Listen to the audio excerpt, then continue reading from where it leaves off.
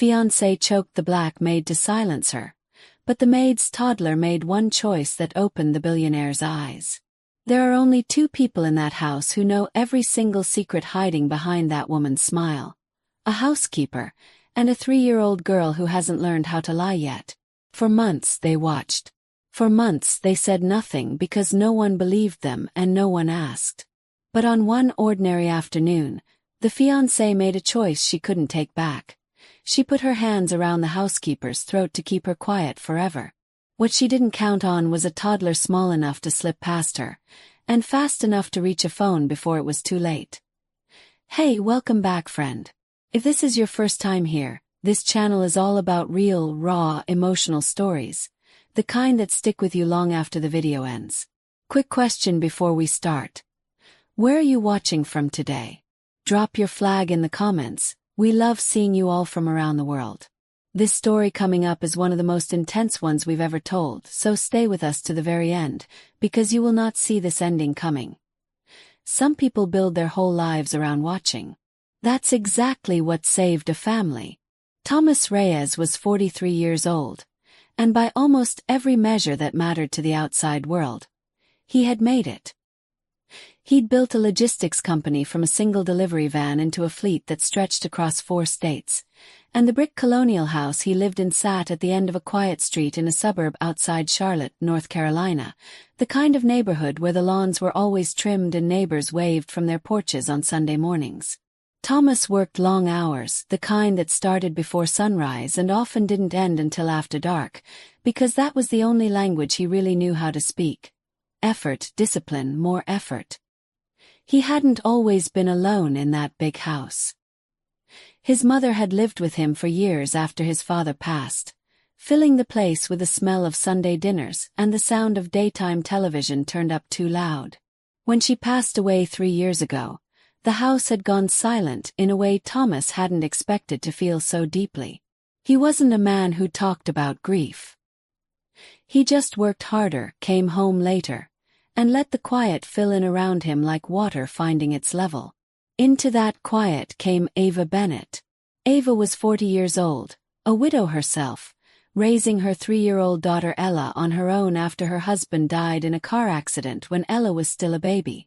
She'd been hired as Thomas's live-in housekeeper a little over a year ago, back when the house still felt too big and too empty for one man to manage on top of running a company. Ava was steady, sharp, and endlessly patient, the kind of woman who noticed when the mail carrier was running late or when a storm was rolling in before the weather app even caught it.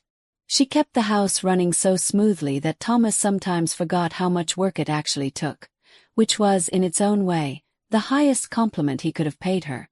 Little Ella grew up in that house the way some kids grow up in the backseat of a car, present for almost everything, seen by almost no one important, but soaking in more than anyone realized.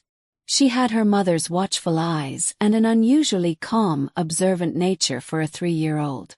She didn't babble the way some toddlers did. She watched, she listened, and she remembered things far longer than most adults gave her credit for. Because Thomas worked such long hours, Ava and Ella were the only 2 people who spent real time inside that house day after day. They knew which floorboards creaked. They knew what time the mailman came. And eventually, they came to know things about the newest addition to the household that Thomas himself hadn't figured out yet. Her name was Harper Lang. 29 years old, effortlessly beautiful, with a kind of magnetic charm that made every room feel warmer the moment she walked into it. Thomas had met her at a business conference in Atlanta, where she'd introduced herself as an event coordinator between contracts, admired his work ethic, and told him, over drinks that stretched into the early morning, that she'd never met a man so committed to the people who depended on him. Thomas, lonely in ways he rarely let himself admit, had fallen fast. Within 4 months, Harper had moved into the house. Within 7, there was a ring on her finger. To Thomas, Harper was warm, attentive, endlessly supportive of his long work hours. She packed his lunches some mornings, sent him sweet texts during the day, greeted him at the door with a glass of wine and a listening ear when he came home exhausted. It was, by every outward appearance, Exactly the kind of partnership a busy, grieving man could be grateful for. But Ava saw something different.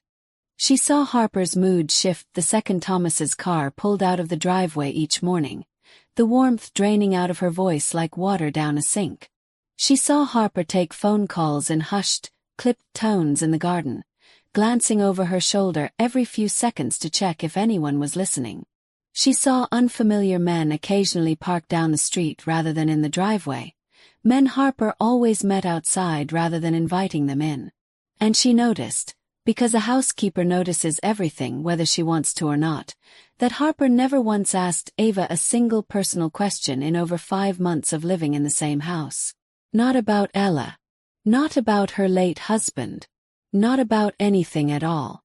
It was as if Harper had already decided from day one that Ava wasn't a person worth knowing. Just a piece of furniture that happened to clean up after her. Ella noticed things too, in her own small way.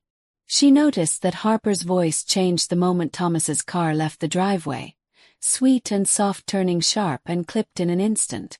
She noticed that Harper never smiled at her the way other grown-ups did, not even the fake, polite smile most adults gave to children they didn't particularly like. She noticed that Harper sometimes looked at her and her mother the way you'd look at a stain you couldn't quite get out of the carpet, irritated and a little bit disgusted. Ava never said a word to Thomas about any of it, not directly, not in those early months. What could she even say? Your fiancé's voice changes when you're not around wasn't the kind of thing you brought to your employer without sounding paranoid. Or worse, like you were trying to sabotage his happiness out of some kind of jealousy. Ava kept her head down, did her job, and quietly, carefully, kept her eyes open, because something in her gut, the same instinct that had once told her not to trust the mechanic who said her husband's car was fine days before the accident that took him, was telling her that something about Harper Lang did not add up. She didn't know yet just how right that instinct would turn out to be. She didn't know that the quiet, careful watching she and her daughter had been doing for months was about to become the only thing standing between Thomas and something far darker than a broken engagement. Do you think Ava should have said something to Thomas sooner, even without proof? Let us know what you think in the comments below. The quietest people in a house often see the most, and say the least until they can't stay silent anymore. Winter came and went, and by early spring, the cracks in Harper's carefully built performance had started showing more often, at least to the two people paying close enough attention to notice. Thomas remained blissfully unaware, wrapped up in a merger that was consuming nearly all his waking hours, trusting Harper completely with the wedding planning, the household decisions, and increasingly, decisions about his personal finances that he probably should have paid closer attention to. Ava had started keeping a mental list, the kind she never planned on sharing with anyone unless she absolutely had to. Harper had asked Thomas, gently and sweetly over dinner one night, about restructuring some of his investment accounts to simplify things before the wedding. She'd suggested more than once that his life insurance policy should be updated now that they were practically family. She'd pushed, subtly but persistently, for Thomas to sign over partial ownership of the house itself as a gesture of commitment, something Thomas had brushed off with a laugh, telling her there was plenty of time for that after the wedding. Ava, dusting nearby during that particular conversation, had felt a chill run straight through her that had nothing to do with the spring air coming through the open window. Ella, in her own small orbit, had started avoiding Harper altogether, something Ava noticed with a mother's careful eye. Her daughter, normally curious and willing to wander toward anyone in the house, had taken to sticking close to Ava's side whenever Harper was nearby, watching the woman with the same wary stillness a small animal gives to something it senses is dangerous, even if it can't explain why. Once, when Harper had reached out to smooth Ella's hair back from her face in front of Thomas, a gesture that looked sweet and maternal from the outside, Ella had flinched so hard she'd nearly knocked over a lamp. Thomas had laughed it off as toddler shyness. Ava had felt her stomach drop. The unfamiliar men kept appearing, too, more frequently now. One in particular, a lean, sharp-featured man who always wore the same gray jacket regardless of the weather, had started showing up at least once a week, always parking down the block, always meeting Harper in the side garden where the hedges blocked the view from most of the house's windows. Except one. The laundry room window, which Ava happened to pass by nearly every single day. She'd caught fragments of their conversations over the following weeks. Never enough to piece together the full picture, but enough to make the hair on the back of her neck stand up every time. Words like timeline. Words like once it's finalized. Once, chillingly, a phrase that made Ava freeze completely in the laundry room doorway, basket of towels forgotten in her arms. He trusts her completely. It won't even look suspicious. Ava didn't know what it referred to.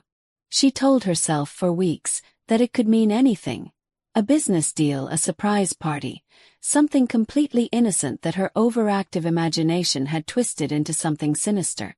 But the feeling in her gut refused to settle, and it grew heavier every single day. She almost told Thomas twice. The first time, she'd knocked on his study door late one evening, ready to explain everything she'd seen and heard, only to lose her nerve the moment he looked up from his laptop, exhausted and stressed from work, and she thought about how it would sound.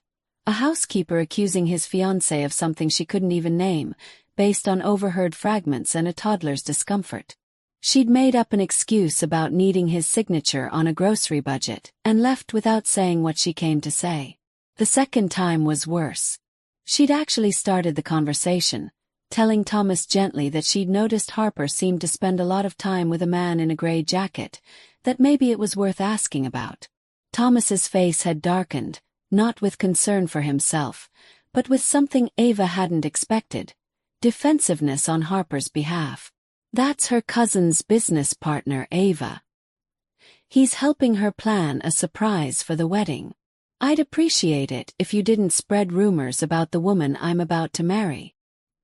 His tone hadn't been cruel exactly, but it had been final, closing the door on the conversation before it had really opened. Ava had apologized, gone back to her work, and quietly decided that unless she had real, undeniable proof, there was no point risking her job, and by extension her daughter's stability, chasing a feeling she couldn't fully explain. She told herself to keep her head down, keep working, keep watching Ella closely, and trust that whatever was happening, if it was truly dangerous, would eventually surface in a way even Thomas couldn't ignore. She had no idea how soon that moment would come, or how close it would bring her to losing everything. Meanwhile, in the side garden, behind the hedges that blocked the view from every window except one, Harper and the man in the gray jacket were no longer discussing vague timelines. Their plans had moved from careful and abstract to something far more concrete, far more permanent, and far more dangerous than a wedding surprise. A plan that, if it succeeded, would leave Harper in control of everything Thomas had spent his life building, with no one left standing in her way at all. Have you ever had a gut feeling about someone that turned out to be more serious than you imagined? Tell us in the comments, we want to hear your story. And then, on one ordinary afternoon, everything Ava feared became horrifyingly real. It was a Tuesday, warm and unremarkable, the kind of early summer afternoon where the biggest concern in most households was whether to run the sprinklers before the heat set in. Thomas had left for the office before 7 that morning, deep into the final week of closing his merger, telling Harper over coffee that he might not be home until well after dark. Harper had kissed him goodbye at the door with what looked, to any casual observer, like genuine affection. The moment his car disappeared down the street, Harper's expression shifted the way it always did, soft warmth draining away, replaced by something colder, more focused. She made a phone call from the kitchen that afternoon, her voice low but not quite low enough, and Ava, folding laundry in the next room with Ella playing quietly at her feet, caught something she was never meant to hear. It has to happen this week. He's finalizing the merger Friday, which means the new life insurance policy goes into effect Thursday night. After that, it's clean. No suspicion, no complications. Just an unfortunate accident for a stressed, overworked man. I know how it sounds. That's exactly why it's going to work. Ava's blood turned to ice standing in that laundry room.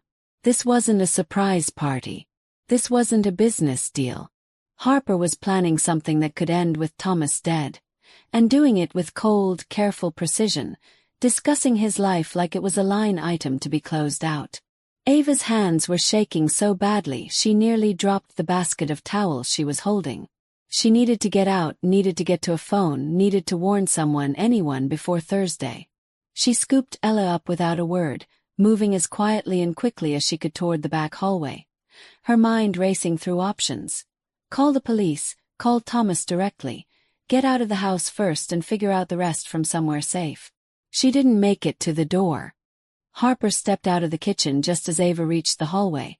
Phone call finished, and the look on Ava's face, pale, wide-eyed, clutching Ella just a little too tightly, told Harper instantly that she'd heard something she shouldn't have. Ava! Harper's voice was deathly calm, which was somehow far more frightening than shouting would have been. What exactly did you hear? I didn't hear anything, Ava said quickly, backing toward the door, every instinct screaming at her to run. I was just taking Ella outside to play. We'll be out of your way. Don't. Harper moved fast, faster than Ava expected from a woman who spent most of her time perfecting her appearance in mirrors. She grabbed Ava's arm and yanked her back from the door with startling strength, and in the scramble, Ella slipped from her mother's grip and stumbled backward into the hallway, small and terrified, but unnoticed for one crucial moment as the two women struggled. You've been watching me for months, Harper hissed, her carefully polished composure finally, completely cracking. You and that kid, always in the corners, always listening. I have worked too hard, too long, to let some housekeeper ruin everything now. What happened next unfolded in a matter of seconds that would replay in Ava's mind for the rest of her life. Harper's hands closed around Ava's throat, pinning her against the wall with a strength born of pure panic and desperation, cutting off her air, her vision starting to blur at the edges as she clawed uselessly at Harper's wrists. This wasn't a threat. This wasn't a warning. Harper had crossed a line there would be no walking back from, because in that moment, silencing Ava permanently had become the only thing standing between her and everything she had spent months, maybe years, building toward. And in the middle of that hallway, 3-year-old Ella watched her mother being choked against the wall by the woman she had never trusted, and something in that small, quiet, watchful child snapped into pure, terrified action. What would you do if you were in Ava's place? Silenced for knowing the truth, with your child watching? Tell us honestly in the comments. A 3-year-old doesn't know what 911 means for logic or law. She just knows who saves people. Ella didn't scream. She didn't freeze either, the way so many adults might have in that same moment of pure horror. Instead, some small, fierce instinct took over, the same watchful nature that had made her notice every flinch, every locked door, every changed tone of voice over the past several months kicked into a different kind of action entirely. She scrambled backward down the hallway on her small hands and knees, out of Harper's line of sight, and did the only thing she knew to do. She'd watched her mother do it 100 times. The phone on the kitchen counter, the one Ava always answered with a cheerful Reyes residence. Ella climbed onto the kitchen chair she'd learned to push against the counter for exactly this kind of reaching, grabbed the cordless phone with small, shaking hands, and pressed the single button she recognized from countless times watching her mother call Thomas to ask what he wanted for dinner. The speed dial button, worn smooth from use, that connected directly to Thomas's cell phone. It rang 3 times before he picked up, his voice distracted, mid-conversation with someone in his office. Hey, everything okay? I'm actually about to head into a... Daddy Thomas, Ella said, the name she'd started using for him months ago, quietly, when Harper wasn't around to correct her. Her small voice trembling but clear enough to cut straight through whatever meeting he'd been about to walk into. Harper's hurting Mommy. She's hurting her really bad. Please come home. Please, please come home. Thomas's blood ran cold at the sheer terror in that small voice, so unlike the calm, quiet child he knew. Ella, sweetheart, where's your mom right now? Is she okay? She can't breathe, Ella said, and the words hit Thomas like a physical blow. Please come home, please, please. Thomas was already moving, phone still pressed to his ear, sprinting past his stunned assistant and out to the parking garage, telling Ella in as steady a voice as he could manage to stay hidden. Stay quiet, stay away from Harper until he got there. He broke every speed limit on the drive home, his mind racing through 100 horrifying possibilities. His hands white-knuckled on the steering wheel, praying with every red light that he wasn't already too late. Back in the hallway, Ava had managed, through sheer desperate strength, to wrench one of Harper's hands loose long enough to gasp in a ragged breath and drive her knee upward, catching Harper off balance just enough to break free from the wall. She stumbled sideways, coughing violently, her vision swimming, but adrenaline and pure maternal terror kept her moving, kept her searching frantically for her daughter in the same instant she was trying to put distance between herself and Harper. "Where is she?" Harper snarled, recovering her balance, advancing again with a wild, cornered look of someone who had crossed a line and now had absolutely nothing left to lose by finishing what she'd started. "Where's your daughter, Ava?" "Stay away from her," Ava rasped, positioning herself between Harper and the kitchen doorway where she prayed Ella was hidden safely out of sight. Her throat raw and burning, every breath a fight. "You're done, Harper. Whatever you were planning, it's over. I know everything." "You don't know anything," Harper spat, but there was real fear beginning to crack through her fury now. Fear of exactly how much Ava had heard. Fear of what would happen if Thomas ever found out the truth about the man in the gray jacket, about the life insurance policy, about everything she had built so carefully over the past several months. She lunged again, and this time Ava barely managed to sidestep her. The two women grappling in the narrow hallway, knocking a framed photo from the wall, the glass shattering across the floor. Ava's strength was fading fast. The choking, the panic, the sheer physical toll of the last several minutes catching up with her all at once. And for one terrifying moment, she genuinely believed she wasn't going to walk out of that hallway. And then, from the driveway outside, came the unmistakable screeching sound of tires. Thomas had made a 15-minute drive in under 9, running 2 red lights and barely avoiding a collision at the last intersection before his own street. His heart pounding harder than it ever had in any boardroom, any crisis, any moment of his entire life. He threw the car into park before it had fully stopped moving and was out the door and sprinting up the front walkway, Ella's terrified voice still echoing in his ears. "She can't breathe, please come home," with a fear clawing through his chest that he had never once experienced in 43 years of carefully controlled, carefully managed living. Have you ever had to make a choice this hard, with everything on the line in a matter of seconds? Share your story below. 2 minutes. That's all the time there was between Ella's phone call and the front door bursting open. Thomas didn't knock. He didn't call out a warning. He threw the front door open so hard it slammed against the wall, and the sound of it was enough to make both women in the hallway freeze mid-struggle, turning toward him at the exact same instant. What Thomas saw in that hallway would be burned into his memory for the rest of his life. Ava, disheveled and gasping, dark bruises already beginning to bloom along her throat, glass scattered across the floor from a shattered picture frame. And Harper, hair wild, eyes wide with something between fury and pure panic, one hand still raised as if frozen mid-motion, caught completely and undeniably in the act. There was no explanation Harper could give in that moment that would undo what Thomas had just witnessed with his own eyes. No soft voice, no gentle touch, no carefully rehearsed excuse could erase the image of the woman he'd planned to marry standing over his housekeeper with murder written plainly across her face. "Thomas," Harper started, her voice already shifting, already reaching for that old, practiced softness. "Thomas, thank God you're here. She attacked me. I was defending myself." "Stop." The word came out of Thomas low and shaking, not with hesitation, but with a kind of controlled fury he had never once shown in his entire adult life. He moved past her without another glance, crossing the hallway in 3 long strides to kneel beside Ava, checking the bruising on her throat with hands that trembled despite his best efforts to steady them. Ava, look at me. Are you okay? Where's Ella?" "Kitchen," Ava managed to rasp out. "She's in the kitchen. She called you. She saved my life." Thomas found his daughter, because in every way that mattered, that's exactly what Ella had become to him over the past year, even if the paperwork had never caught up to his heart. Huddled beneath the kitchen table, small arms wrapped around her knees, tears streaming silently down her face. He pulled her out gently and held her against his chest, feeling her small body shake with sobs she'd been holding back through sheer force of will, this tiny 3-year-old who had somehow, impossibly, been braver and clearer-headed than every adult in that house.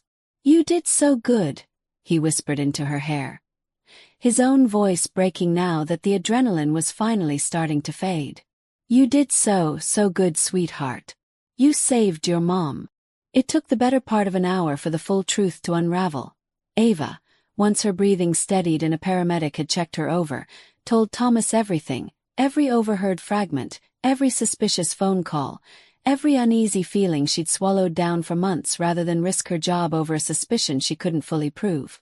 She told him about the man in the gray jacket, about the life insurance policy set to activate Thursday night, about the phrase that had chilled her to her core, an unfortunate accident for a stressed, overworked man. Thomas sat with that truth for a long silent moment, feeling something inside him rearrange itself completely. Every soft memory of the past year with Harper suddenly recast in a darker, colder light. The gentle mornings, the listening ear after long days. All of it, apparently, built on a foundation designed from the very beginning to end with him gone, and everything he'd built in someone else's hands. He looked at Harper, who stood near the front door now under the watchful eye of the 2 police officers Ava had insisted on calling despite her exhaustion. Her carefully constructed persona finally, completely stripped away, revealing something hollow and desperate underneath. He didn't ask her to explain. There was nothing left to explain. "You need to leave," he said quietly. "Tonight. And you are never coming back to this house again." The police, gathering statements and evidence for what would become a serious assault charge, asked Thomas directly whether he wanted to pursue the attempted fraud and conspiracy angle as well, given what Ava had overheard. Thomas hesitated, and in that hesitation was a whole year of memories he couldn't quite bring himself to erase completely, even now, even knowing everything he knew. He told the officers he needed a little time to think it through, that the assault charge against Ava was the priority for tonight, and something quieter, something almost like mercy, though it cost him visibly to offer it, kept him from pushing for every possible consequence in that first raw, devastating hour. As Harper was finally escorted out to a waiting car, her polished composure long gone, she turned back one last time, her eyes cutting past Thomas entirely and landing instead on Ava, who stood in the doorway with Ella held tight against her hip. "This isn't over," Harper said, low and venomous, the last mask finally dropping completely. "You think you've won. Watch yourself, Ava. Watch that little girl of yours too." The door closed behind her before anyone could respond, the car pulling away into the darkening evening, and for a long moment, the house stood in a silence that felt different from every silence Thomas had known since his mother passed. Heavier, but somehow also lighter, like a held breath finally released. Thomas turned to Ava and Ella standing together in the doorway, and something in his chest ached at how small they both looked, how much they had carried alone for so many months while he'd been too distracted, too trusting, too wrapped up in his own grief and work to notice what was happening right under his own roof. "I'm sorry," he said simply. "I should have listened. I should have believed you the first time you tried to tell me." "You believe us now," Ava said quietly, pulling Ella a little closer. "That's what matters." In the weeks that followed, Thomas installed a security system that would have made a bank vault jealous, quietly moved a significant portion of his assets into accounts Harper could never touch, and made absolutely certain, through every legal channel available to him, that Harper Lang would never again come within a mile of his home, his housekeeper, or the little girl who had saved a woman's life with nothing but a speed dial button and a 3-year-old's fierce, uncomplicated love. The warning Harper had thrown over her shoulder haunted him more than he let on, and he made sure, every single day after, that Ava and Ella never had reason to feel unsafe under his roof again. There's a particular kind of truth that gets buried under charm and convenience, and it often takes the quietest, smallest voices in a room to finally drag it out into the light. Ava had spent months swallowing her instincts because she was afraid no one would believe her. Ella, too young to understand fear the way adults do, acted anyway, because love at 3 years old doesn't know how to hesitate. Sometimes the people who see the truth most clearly are the ones the world is least likely to listen to. And sometimes all it takes is one brave choice to change everything. To everyone who stayed with us through this story tonight, thank you. If it reminded you to trust your instincts a little more, or to listen a little closer to the quiet people in your own life, we hope you carry that with you. Sometimes the smallest voice in the room is the one telling the truth. If this story kept you on the edge of your seat the way it did for us while we told it, hit that like button. It genuinely helps more people discover stories like Ava and Ella's.